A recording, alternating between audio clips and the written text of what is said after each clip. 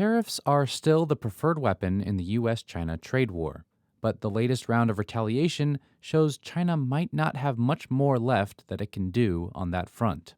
Last year, China sent about $539 billion worth of exports to the US, but imported only about $120 billion in US goods. US tariffs currently only cover about half of its imports from China, while China's tariffs have hit nearly all of the products it receives from the US.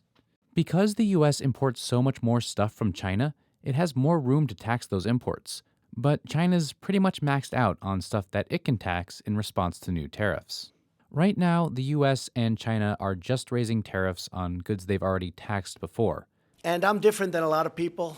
I happen to think that tariffs for a country are very powerful. But President Trump has threatened to expand US tariffs to cover all of China's exports to the country if they don't strike a deal. If the White House makes good on that threat, China might have to find another way to retaliate, potentially by striking out at American businesses directly. The country's state-run media has floated canceling China's investments in U.S. agriculture and energy, among other options. We want to be as sure as we can be.